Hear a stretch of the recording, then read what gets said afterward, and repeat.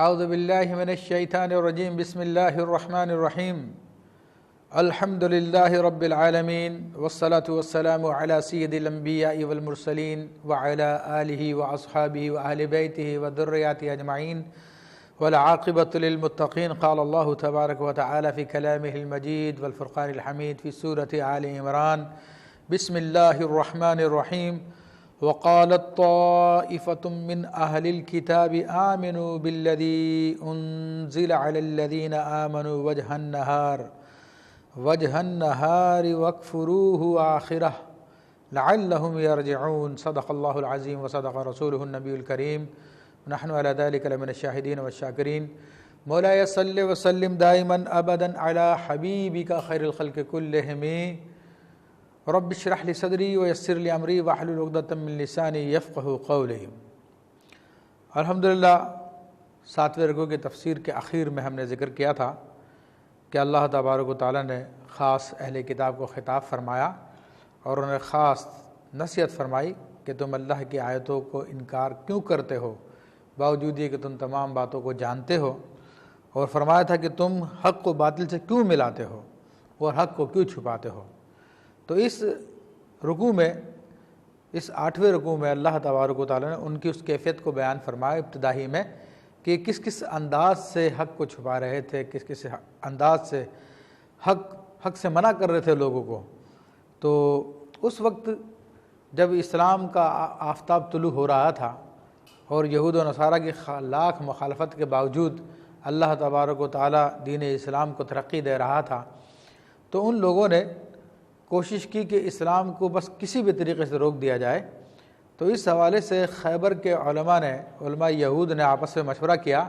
اور انہوں نے ایک پلاننگ تیار کی، اور پلاننگ یہ تھی کہ ہم لوگوں میں سے بعض لوگ وہ نبی کریم رؤوف الرحیم صلی اللہ تعالیٰ علیہ وسلم کی خدمت میں حاضر ہو کر ایسے ظاہری طور پہ اسلام قبول کر لیں گے، دل میں ہم لوگ یہودی ہی رہیں گے اور شام تک ان کی خدمت میں بیٹھے رہیں گے، اور اس کے بعد شام کو وہاں سے نکل کر جو ہے اپنے پھر واپس یہودیت کا اعلان کر دیں گے۔ اس سے یہ ہوگا کہ لوگ جب ہم سے پوچھیں گے تو ہم کہیں گے کہ بھائی ہم تو ان کے پاس آئے تھے اخلاص کے ساتھ، اور ان کے ہم نے تمام علامات کو ہم نے دیکھا، پھر اپنی کتابوں میں جا کے دیکھا، علماء سے مشورہ کیا، تو یہ معاذ اللہ وہ نہیں ہے جن کا ہمارے یہاں پہ ذکر کیا گیا، یہ جھوٹ بول رہے ہیں معاذ اللہ ثم معاذ اللہ۔ تو اس سے مسلمان جو ہے وہ دھوکے میں پڑ جائیں گے، شک میں آ جائیں گے اور وہ دین اسلام کو چھوڑ دیں گے۔ اور دین اسلام کا معاملہ یہ تھا کہ جو کوئی بھی نبی علیہ السلام کی غلامی میں آ جاتا تھا، اس کے بعد پھر وہ کسی بھی صورت میں اسلام کو چھوڑنے کے لیے تیار نہیں ہوتا تھا، چاہے اس پر ظلم و ستم کے لاکھوں پہاڑ توڑ دیے جائیں۔ حضرت بلال رضی اللہ تعالیٰ عنہ کی مثال سامنے ہے کہ آپ رضی اللہ تعالیٰ عنہ کو تپتی ریت پہ لٹایا جاتا تھا، بھاری پتھر آپ کے سینے پہ رکھ دیا جاتا تھا، انگاروں پہ آپ کو لٹایا جاتا تھا، یہاں تک کہ آپ کے جسم کی چربی نکل کے ان انگاروں کو بھجا دیا کرتی تھی، آپ کی زبان پہ بھی انگارہ رکھا گیا، لیکن حضرت بلال رضی اللہ تعالیٰ نے اسلام کو نہیں چھوڑا۔ تو اس بات پہ حیران تھے کہ مسلمانوں کو ہم کس طرح اسلام سے برگشتہ کریں، کس طرح ان کو شکوک و شبہات میں ڈالیں۔ تو یہ پلاننگ تیار کر کے ان یہودیوں نے منافقت کا لبادہ اوڑھ کر اسلام کا کے خلاف یہ سازش کی، اور اللہ تعالیٰ اس سازش کو پہلے ہی اللہ نے بیان فرما دیا۔ وقالت طائفة من اہل الکتاب، اور اہل کتاب کے ایک گروہ نے یعنی یہودیوں نے کہا آمنوا بالذی انزل علی الذین آمنوا،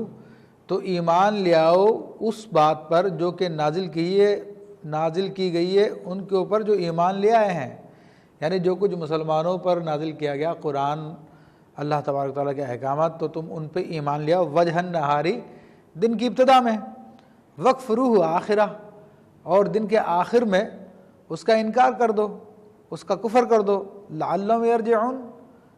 شاید کہ وہ مسلمان جو ہے پھر جائیں اپنے دین سے، یا مسلمان جو ہے ان کے شکوک و شبہات پیدا ہو جائیں۔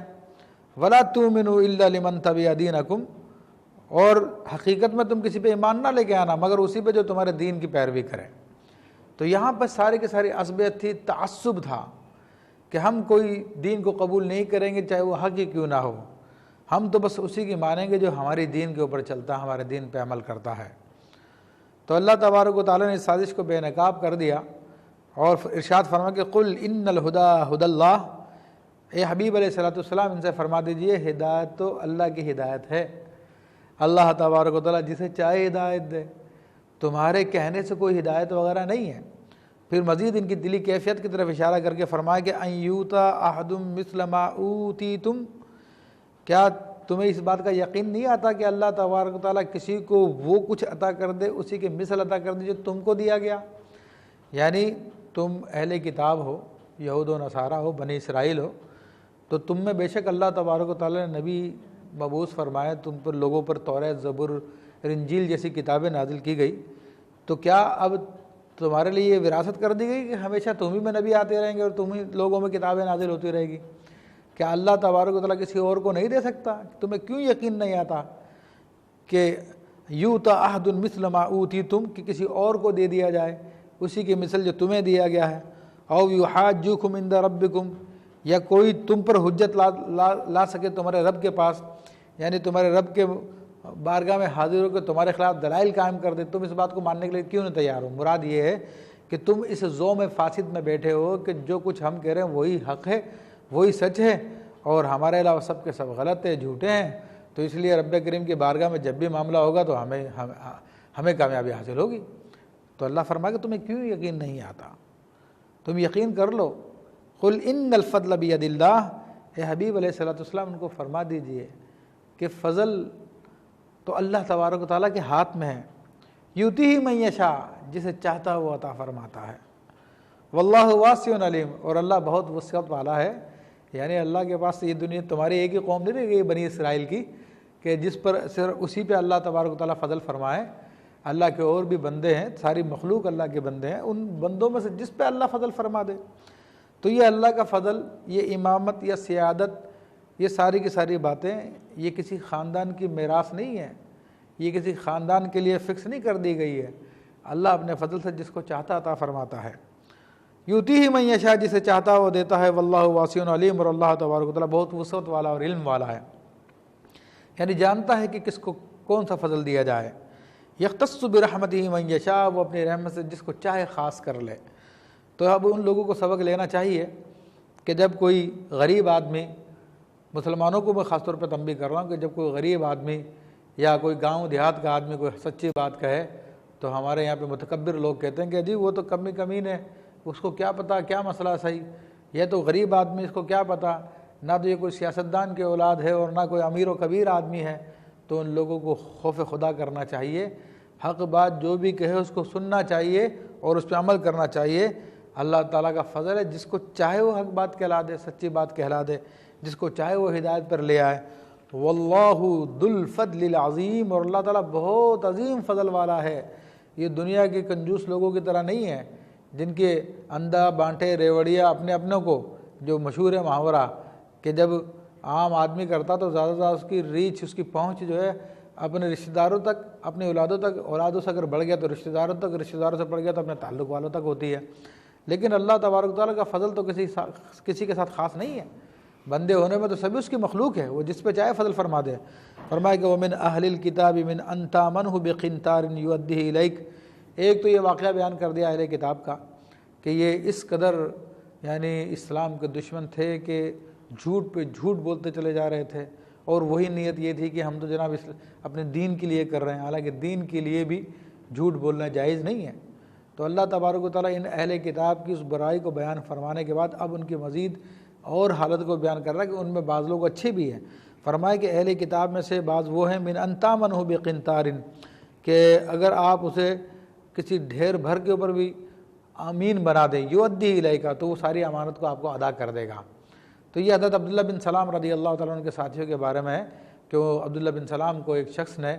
1200 اوقیہ سونا رکھوایا تھا، اور حضرت عبداللہ بن سلام رضی اللہ عنہ جو کا تو اسے واپس لوٹا دیا تھا۔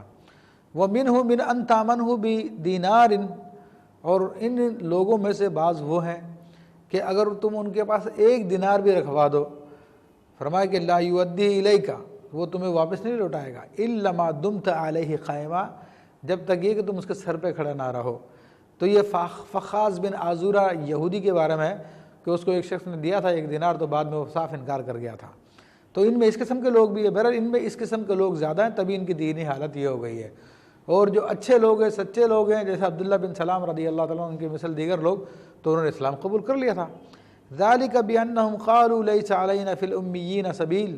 اور یہ لوگ جو اس قدر بے ایمان ہیں، اس قدر فاسق و فاجر ہے، اس کی وجہ کیا ہے؟ لوگوں کے مال میں خیانت کرتے ہیں، اس کی وجہ کیا ہے؟ فرمایا ذالک بانہم، اس کی وجہ یہ ہے کہ قالوا لیس علینا فی الامیین سبیل، کہ امیین کے ان پڑھ لوگوں کے معاملے میں ہم پر کوئی مواخذہ نہیں کیا جائے گا۔ یعنی اس وقت ان لوگوں نے کہا تھا کہ عرب کے جو لوگ ان پڑھ عام طور پہ ہوا کرتے تھے، تو کہا کہ اگر ہم ان کے ساتھ ظلم و زیادتی کر لیں تو ہم سے کوئی باس پرس نہیں ہوگی آخرت میں۔ اور یہ بات خاص امیین کے بارے میں نہیں ہے، اہل عرب کے بارے میں نہیں ہے، یہودیوں کا عقیدہ ہے کہ دنیا کی تمام اقوام یہودیوں کی غلام ہے، اور یہودیوں کو سیادت کے لیے، بادشاہت کے لیے پیدا کیا گیا ہے۔ دنیا کی دیگر تمام اقوام کا جان، مال، عزت، آبرو تمام کا تمام یہودیوں کے لیے حلال ہے، اگرچہ کہ یہ احکام تورات میں نہیں پائے جاتے۔ یہ ان کی مذہبی کتاب تالمود میں ہے، جسے آپ کہہ لیجئے کہ ان کی شریعت ہے، یا ان لوگوں نے شرعی احکام اس میں لکھے ہوئے ہیں۔ تو یہ بڑی ضخیم کتاب ہے تالمود، جو کئی جلدوں پہ، 100 سے زائد جلدوں پہ مشتمل ہے۔ تو اس میں اس قسم کی باتیں لکھی ہوئی ہیں۔ اس میں یہاں تک بھی کہا گیا کہ دنیا کے تمام اقوام سے پیسہ لے لو، چاہے سود کے نام پر مل جائے، چاہے کسی اور طریقے پہ مل جائے، وہ مثل جانوروں کے ہیں، اور جس طرح جانوروں کو انسان استعمال کرتا ہے، اسی طرح دنیا کی تمام انسانوں کو یہودی لوگ استعمال کر سکتے ہیں۔ تو اسی بات کو اللہ تبارک و تعالیٰ نے ان کی اسی عقیدے کو یہاں پہ بیان کیا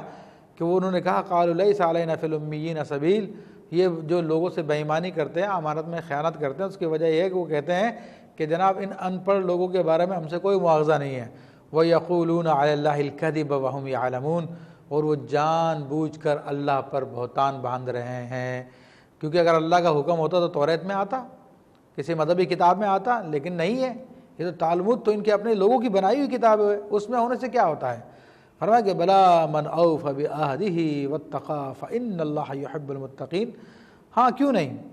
جو اپنے عہد کو پورا کرتا ہے اور اللہ سے ڈرتا ہے تو بے شک اللہ تعالیٰ متقی لوگوں سے محبت فرماتا ہے۔ اب عہد کو پورا کرنے والے سے کون مراد ہے؟ اس سے مراد وہی لوگ ہیں جو حضرت عبداللہ بن سلام اور دیگر لوگ جو مسلمان ہو گئے تھے، کیونکہ توریت میں ان سے یہ عہد لیا گیا تھا، تمام انبیاء نے اپنی اپنی قوموں سے عہد لیا تھا کہ جب بھی نبی آخر زمان محمد رسول اللہ صلی اللہ علیہ وسلم تشریف لائیں گے تو ان پہ ایمان لانا تم پہ واجب ہے، جس کا ابھی آئندہ ذکر آنے والا ہے انشاءاللہ تبارک و تعالیٰ۔ تو اللہ نے انہی کے بارے میں فرمایا، پھر ارشاد فرمایا کہ ان الذین یشترون بعہد اللہ وایمانہم ثمنا قلیلا اولئک لا خلاق لهم فی الآخرۃ ولا یکلمہم اللہ ولا ینظر الیہم یوم القیامہ ولا یزکیہم ولہم عذاب علیم، اور بے شک وہ لوگ جو خریدتے ہیں اللہ تبارک و تعالیٰ کے عہد کے بدلے میں اور اپنی قسموں کے بدلے میں تھوڑا سا مال، تو بے شک ان کے لیے آخرت میں کچھ بھی حصہ نہیں ہے۔ تو یہ عام اہل کتاب کی حالت تھی، خاص طور پر یہودیوں کی حالت تھی، لیکن اس کی شان نزول کے حوالے سے یہ واقعہ بیان کیا گیا کہ ایک شخص رسول اللہ صلی اللہ علیہ وسلم کی خدمت میں حاضر ہوئے، اور انہوں نے ایک یہودی کے ساتھ کوئی معاملہ تھا مال کا، تو نبی علیہ الصلوۃ والسلام نے مدعی سے کہا کہ ہاں تمہارے پاس گواہ کا ہیں؟ تو انہوں نے کہا یا رسول اللہ میرے پاس گواہ تو نہیں ہے۔ تو اس پر آپ علیہ الصلوۃ والسلام نے فرمایا کہ پھر یہودی قسم کھا کے بولے گا، وہ انکار کرے تمہاری بات کا۔ تو اس پر انہوں نے عرض کی کہ یا رسول اللہ صلی اللہ علیہ وسلم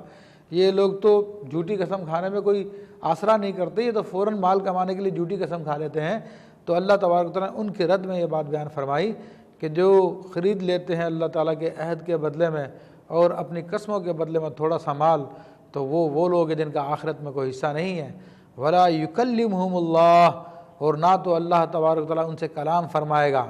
ولا ینظر الیہم یوم القیامۃ، اور قیامت کے دن ان کی طرف نظر رحمت بھی نہیں فرمائے گا، ولا یزکیہم، اور ان کا تزکیہ بھی نہیں فرمائے گا۔ تزکیہ سے مراد یہ ہے کہ کسی کو کی پاکیزگی کی گواہی دینا، کسی کے بارے میں کہنا کہ یہ اچھا ہے، یا اس کو گناہ سے پاک کر دینا، تو اللہ نہیں فرمائے گا۔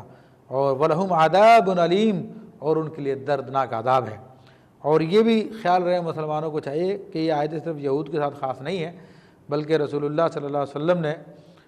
یہ آیت طیبہ پڑھی تو حضرت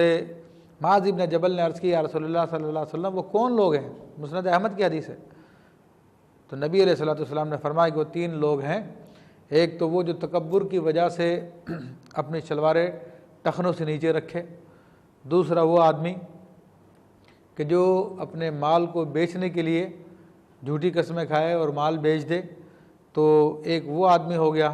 اور ایک تیسرا اور آدمی حدیث شریف میں ذکر آیا کہ اس کا اس وقت میرے ذہن میں نہیں آ رہا، تو ان کے بارے میں بھی رسول اللہ صلی اللہ علیہ وسلم نے یہی ارشاد فرمایا کہ ان لوگوں کا معاملہ یہ ہے کہ اللہ تبارک و تعالیٰ ان سے نہ تو کلام فرمائے گا، نہ ان کی طرف نظر رحمت فرمائے گا، نہ ان کا تزکیہ فرمائے گا۔ فرمایا کہ وَإِنَّ مِنْهُمْ لَفَرِيقًا يَلْوُونَ أَلْسِنَتَهُمْ بِالْكِتَابِ لِتَحْسَبُوهُ مِنَ الْكِتَابِ وَمَا هُوَ مِنَ الْكِتَابِ۔ پھر مزید ان کی وہی جو اسلام کو انکار کرنے کے طریقہ کار تھے، ان کے لوگوں کو دھوکہ دینے کا طریقہ کار تھا، اس کو بیان کیا جا رہا ہے کہ بے شک ان میں سے ایک گروہ ایسا بھی ہے جو اپنی زبان کو ٹیڑھا کر کے کتاب پڑھتے ہیں، یلؤون السنتہم بالکتاب، وہ اپنی زبان کو موڑ کے کتاب کو پڑھتے ہیں، لتحسبوہ من الکتاب، تاکہ تم سمجھو کہ کتاب میں ہے، یعنی کتاب کھول لی۔ اب مسلمانوں کے سامنے معاذ اللہ اسلام کے خلاف یا نبی علیہ السلام کے بارے میں جب پوچھا جا رہا تو اپنی زبان کو گھما کے کچھ اس انداز میں الفاظ نکالے کہ نبی علیہ السلام کی وہ نعت نہ رہے بلکہ لوگوں کو کچھ اور سمجھ میں آئے، اور اس پر پھر کہتے ہیں کہ یہ تو کتاب اللہ ہے جو ہم نے پڑھ کے سنائی ہے۔ اللہ فرماتا وما ہوا من الکتاب، یہ کتاب میں سے نہیں ہے جو تم کہہ رہے ہو زبانیں موڑ موڑ کے، وَيَقُولُونَ هُوَ مِنْ عِنْدِ اللَّهِ، اور کہتے ہو یہ اللہ کی طرف سے، وما ہوا من عند اللہ، یہ اللہ کی طرف سے نہیں ہے، تمہاری اپنی سازشی زبانوں کی طرف سے ہے۔ وَيَقُولُونَ عَلَى اللَّهِ الْكَذِبَ وَهُمْ يَعْلَمُونَ، اور جانتے بوجھتے اللہ تبارک و تعالیٰ پہ جھوٹ بولتے ہیں۔ ابھی ان کی حسد کا معاملہ تھا، اس حسد کی وجہ سے یہ اس حد کو پہنچ چکے تھے کہ اسلام کو نہیں مانیں گے، بس کچھ بھی ہو جائے۔ پھر ایک مرتبہ نبی علیہ السلام نے جب یہ یہود و نصارہ کو اسلام کی دعوت دی تو اس پر عیسائیوں نے کہا اے محمد صلی اللہ علیہ وسلم، ہم تمہیں نبی مان لیں اور تمہیں کیا اس طرح پوجنا شروع کر دیں جس طرح کہ ہم نے عیسیٰ علیہ السلام کو پوجا؟ یہودی نے کہا کہ ہم تم اس طرح پوجنا شروع کر دیں جس طرح ہم عزیر کو خدا کا بیٹا جانتے ہیں، تم اصل میں اپنی عبادت کروانا چاہتے ہو، اس لیے جو اپنے اسلام کی طرف بلا رہے ہو۔ تو اللہ تبارک و تعالیٰ نے کفار کے رد میں فرمایا کہ ما کان لبشر ان یؤتیہ اللہ الکتاب والحکمہ، کہ کسی بشر کو کیا یہ جائز نہیں ہے کہ اللہ تبارک و تعالیٰ اس کو کتاب دے اور حکمت دے، والنبوۃ، اور اس کو پیغمبری دے، ثم یقول للناس کونوا عبادا لی من دون اللہ، پھر وہ لوگوں سے کہے کہ تم اللہ کو چھوڑ کے میری بندگی کرو، وَلَكِنْ كُونُوا رَبَّانِينَ بِمَا كُنْتُمْ تُعَلِّمُونَ الْكِتَابَ وَبِمَا كُنْتُمْ تَدْرُسُونَ، بلکہ وہ یہ نہیں کہے گا بلکہ کہے گا ربانین ہو جاؤ۔ ربانین سے مراد وہ علماء ہیں جو علم فقہ کو جانتے ہیں اور اس پر عمل بھی کرتے ہیں، یا اپنے علم پہ عمل کرنے والے علماء ہیں۔ تو تم کہتے ہو کہ اللہ کا نبی اس قسم کی باتیں کرے گا؟ نہیں، بلکہ وہ تو کہے گا کہ تم اللہ کو ماننے والے سچے ربانین بن جاؤ۔ اس ربانین بما کنتم تعلمون، اس لیے کہ جو کچھ تم سکھاتے ہو کتاب، وہ بما کنتم تدرسون، اس لیے جو تم لوگوں کو درس دیتے ہو، خود دین سکھا رہے ہو تو دین پہ عمل کرنا شروع کر دو۔ تو اللہ کا نبی تو تم سے یہ کہے گا وَلَا يَأْمُرُكُمْ أَن تَتَّخِذُوا الْمَلَائِكَةَ وَالنَّبِيِّينَ أَرْبَابًا، اور وہ تمہیں حکم نہیں دے گا کہ تم فرشتوں کو یا نبیوں کو رب بنا لو۔ أَيَأْمُرُكُمْ بِالْكُفْرِ بَعْدَ إِذْ أَنْتُمْ مُسْلِمُونَ، اب اللہ تعالیٰ اہل کتاب سے سوال فرماتا ہے کیا وہ نبی تمہیں کفر کا حکم دے گا بعد یہ کہ تم مسلمان ہو چکے ہو؟ تو تمہیں مسلمان ہونے کے بعد تمہیں کفر کا حکم کیسے دے سکتا ہے وہ نبی؟ تو یہاں پہ اللہ تبارک و تعالیٰ نے ان کا جواب دے دیا۔ پھر اللہ تبارک و تعالیٰ نے اس عہد کا ذکر کیا ہے کہ جو انبیاء سے لیا تھا اور عالم بالا میں لیا تھا، تمام ارواح سے لیا تھا، اور تمام انبیاء نے اس عہد پہ عمل کرتے ہوئے اپنی اپنی امتوں کو رسول اللہ صلی اللہ علیہ وسلم کے تشریف لانے کے بارے میں مطلع فرمایا تھا، نہ صرف مطلع فرمایا تھا بلکہ ان سب سے عہد لیا تھا اپنی اپنی امتوں سے کہ جب وہ نبی آخری زمان محمد رسول اللہ صلی اللہ علیہ وسلم تشریف لے آئیں تو پھر ان کی تصدیق کرنا۔ اسی بات کو یہاں پر ذکر کیا گیا جسے آیت میثاق بھی کہا جاتا ہے، وَإِذْ أَخَذَ اللَّهُ مِيثَاقَ النَّبِيِّينَ، اور یاد کیجئے اس وقت کو جب اللہ تبارک و تعالیٰ نے نبیوں کا میثاق لیا، عالم ارواح میں لیا تھا، لَمَا آتَيْتُكُم مِّن كِتَابٍ وَحِكْمَةٍ، کہ جب میں تمہیں کتاب اور حکمت عطا فرماؤں، ثُمَّ جَاءَكُمْ رَسُولٌ مُصَدِّقٌ لِّمَا مَعَكُمْ، پھر آ جائے تمہارے پاس وہ رسول جو تصدیق کرنے والے ہوں اس کی جو تمہارے پاس ہے، یعنی تمہاری کتابوں کی تصدیق کرتے ہوں، لا تؤمنن بہ، تو تم ضرور ان پہ ایمان لے آنا، ولا تنصرنہ، اور تم ضرور ان کی مدد کرنا۔ قال اقررتم واخذتم علی ذلکم اسری، تو اللہ نے ارشاد فرمایا کیا تم نے اقرار کیا، کیا تم نے اس پہ میرا بھاری ذمہ لے لیا؟ قالوا اقررنا، تو انہوں نے عرض کی ہم نے اقرار کیا، یعنی اس نبی کی پر ایمان لانے کا، اس نبی کی مدد کرنے کا۔ قال فاشهدوا وانا معكم من الشاہدین، تو فرمایا کہ تم سب گواہ ہو جاؤ۔ بعض تفسیروں کے مطابق فرشتوں سے فرمایا کہ فرشتوں تم گواہ ہو جاؤ، اور میں بھی تم پر ان سب پر گواہ ہوں اس بات کا کہ تم سب نے اقرار کیا اس نبی کی مدد کرنے کا، اس پہ ایمان لانے کا، یعنی اپنے حبیب علیہ الصلوۃ والسلام کی مدد کرنے کا۔ فمن تولى بعد ذلك فاولئک هم الفاسقون، پس جو کوئی بھی اس عہد سے پھر جائے تو وہی لوگ کافر ہیں۔ فاسقون یا بمعنی کافر کے ہے۔ تو یہ اللہ تبارک و تعالیٰ نے انبیاء سے عہد لیا، اور تمام انبیاء نے اپنی اپنی امتوں میں نبی علیہ الصلوۃ والسلام کے بارے میں یہ باتیں بتائیں، اور یہی بات ہے کہ دنیا کے دیگر مذاہب میں اگر ہم ان کی مذہبی کتابوں کو دیکھتے ہیں تو بہت ساری کتابوں میں، بہت سارے مذاہب میں اگرچہ کوئی بگڑ چکے ہیں، ان کے انبیاء کا بھی ہمیں معلوم نہیں ہے، لیکن حضور علیہ الصلوۃ والسلام کی آمد کے تذکرے، ان کی علامتیں یونانی مذہب کی کتابوں میں مل جائیں گے، ہندوستان کے ہندو کی کتابوں میں بھی مل جائیں گی، یہود و نصارہ کی کتابوں میں تو عام ہیں۔ فرمایا کہ افغیر دین اللہ یبغون ولہ اسلم من فی السماوات والارض طوعا وکرہا والیہ یرجعون، تو پس کیا اب تم اللہ کے دین کے سوا کچھ اور دین کو چاہتے ہو؟ حالانکہ وہ تو وہ ہے کہ زمین و آسمانوں اور زمین میں جو کچھ بھی ہے وہ خوشی خوشی یا مجبوراً وہ سب کے سب اس کے سامنے اپنی گردن رکھے ہوئے ہے، اور تمہیں اس کی طرف لوٹ کر جانا ہے۔ یہاں پر اللہ تعالیٰ نے اپنے اختیار کو بیان فرما دیا کہ ظاہری طور پہ جو کفر کر رہے ہیں وہ بھی اللہ تعالیٰ کے حکم کے تابع ہی ہیں۔ قل آمنا باللہ وما انزل علینا، تو وہ جو فطری طور پہ جو لوگ اللہ تبارک و تعالیٰ کی اطاعت میں کر رہے ہیں، اگرچہ کہ ظاہری طور پہ وہ نافرمانی کر رہے ہیں، تو وہ فطری اطاعت اور چیزیں اور جو اختیاری اطاعت اور چیزیں، تو حکم دیا جا رہا ہے کہ قل آمنا باللہ، آپ فرما دیجئے کہ ہم ایمان لائے اللہ پر، وما انزل علینا، اور جو ہم پہ نازل کیا گیا، وما انزل علی ابراہیم و اسماعیل و اسحاق و یعقوب، اور جو نازل کیا گیا حضرت ابراہیم علیہ السلام پہ، اسحاق پر، یہ اسماعیل پر و اسحاق پر، یعقوب پر، والاسباط ان کے اولادوں پر، وما اوتی موسیٰ و عیسیٰ والنبیون، اور جو کچھ دیا گیا موسیٰ علیہ السلام کو، عیسیٰ علیہ السلام کو، اور دیگر انبیاء کو، من ربہم، ان کے رب کی جانب سے۔ تو یہاں پر مسلمانوں کے عقیدے کی وضاحت کرا دی گئی کہ مسلمان تمام انبیاء پہ ایمان رکھتے ہیں، لا نفرق بین احد منہم، اور ہم ان میں سے کسی میں فرق نہیں کرتے ہیں، سب کو اللہ کا نبی جانتے ہیں، یہودیوں کی طرح نہیں کہ بعض کو مان لیا اور بعض کا انکار کر دیا۔ وَنَحْنُ لَهُ مُسْلِمُونَ، اور ہم تو اس کے فرما بردار ہیں، ہم تو رب کے حکم پہ گردن جھکائے ہوئے ہیں۔ پھر مزید فرمایا کہ وَمَن يَبْتَغِي غَيْرَ الْإِسْلَامِ دِينًا، جو کوئی بھی اسلام کے سوا اور دین کو چاہے گا، فَلَن يُقْبَلَ مِنْهُ، تو اس سے اب کچھ بھی قبول نہیں کیا جائے گا۔ یہاں پہ وضاحت کر دی گئی، یہود و نصارہ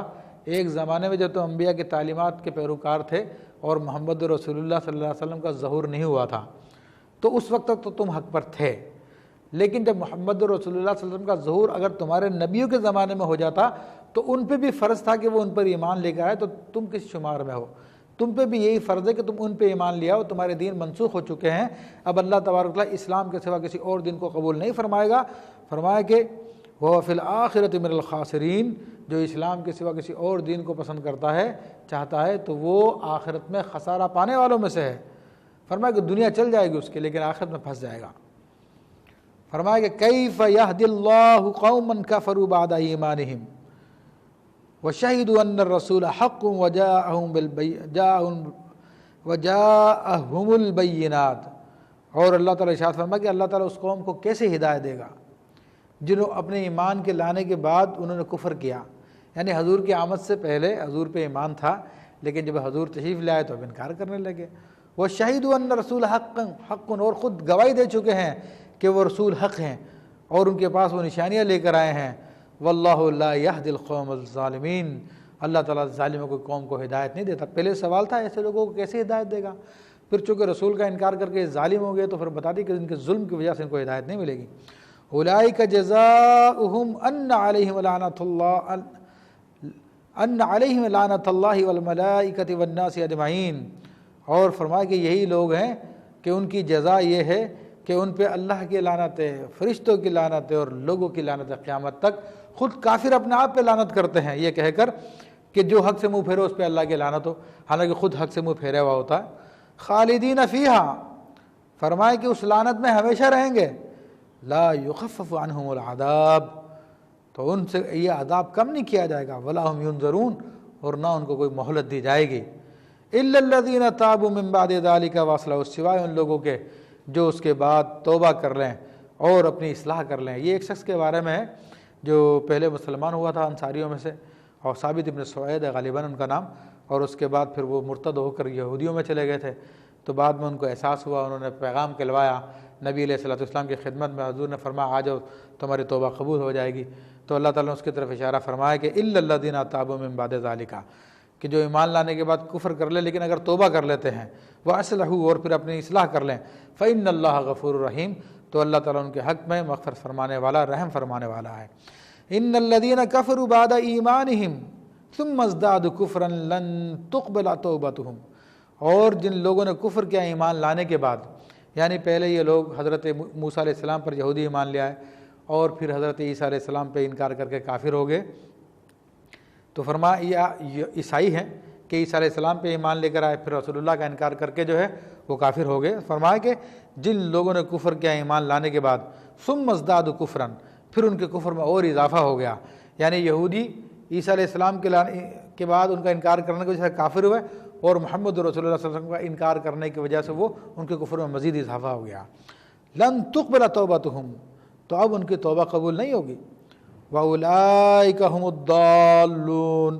یہی لوگ ہیں جو راہ سے بھٹکے ہوئے ہیں۔ ان الذین کفروا وماتوا وهم کفار، اور بے شک جو لوگ جنہوں نے کفر کیا اور وہ مر گئے، وهم کفار،